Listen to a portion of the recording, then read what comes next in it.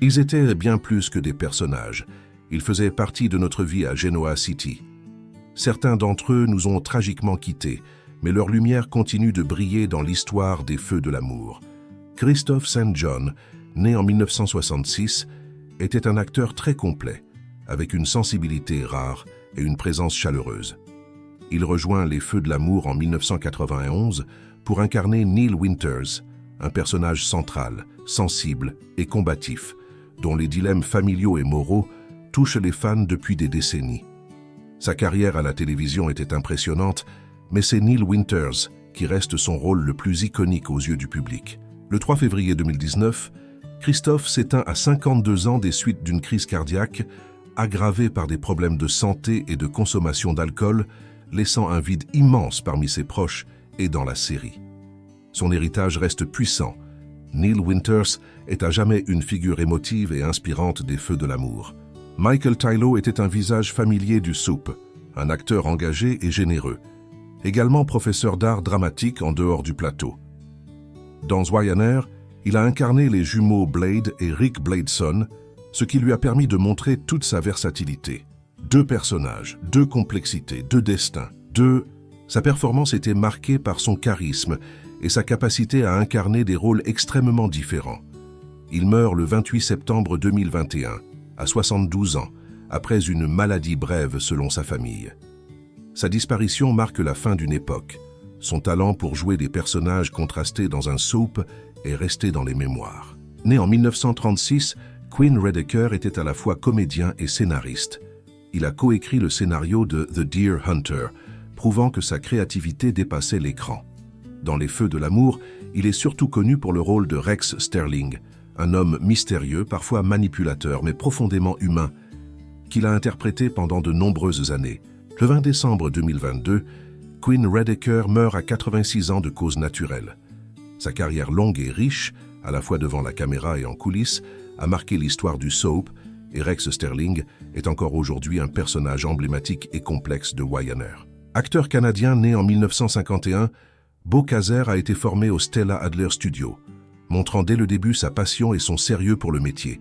Il joue Brock Reynolds, le fils de Catherine Chancellor, un personnage récurrent et important dans la construction des dynasties de Genoa City. Brock revient à plusieurs moments dans la série, incarnant les valeurs familiales, la rédemption et les tensions des familles de Wyatt. Beau Kazer meurt le 30 décembre 2014, à 63 ans. Bien que moins médiatisé, sa mort a touché les fans de longue date. Brock Reynolds représentait une partie authentique de l'héritage des anciens du SOP.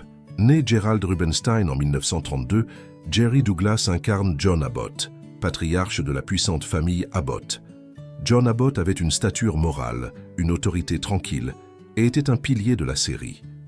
Même après la mort de son personnage, il apparaît parfois en tant que fantôme, un hommage au poids symbolique qu'il avait dans la saga. Jerry Douglas meurt le 9 novembre 2021, à 88 ans après une courte maladie. Sa longévité dans la série et sa capacité à incarner la sagesse, la stabilité et l'amour familial ont fait de John Abbott une figure inoubliable. Wings Hauser, de son vrai nom Gerald Dwight Hauser, est un acteur emblématique, réalisateur et scénariste, avec une carrière très variée. Dans Wyatt, il joue Greg Foster, un personnage secondaire mais frappant par son intensité et sa profondeur. Wings est décédé le 15 mars 2025, à 77 ans. Sa carrière transcende les soaps, mais son passage à Genoa City reste marquant. Il apporte un vrai poids dramatique à la série, montrant qu'un rôle moins central peut laisser une empreinte durable. Acteur canadien né en 1937, Donnelly Rhodes a eu une carrière brillante dans la télé et le cinéma. Dans Les Feux de l'amour, il incarnait Philip Chancellor II, un personnage tragique et chargé d'émotions qui a marqué plusieurs arcs narratifs. Le 8 janvier 2018, Rhodes meurt à 80 ans d'un cancer.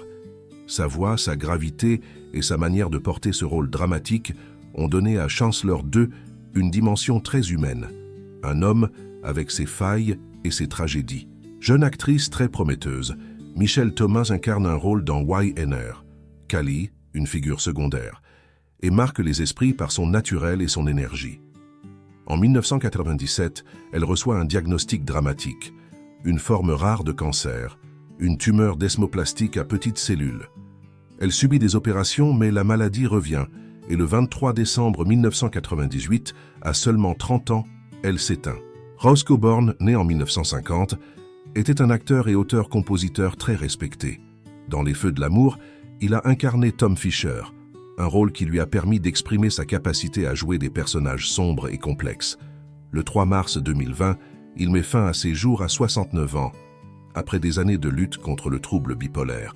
Sa famille a ensuite parlé ouvertement de sa fragilité mentale.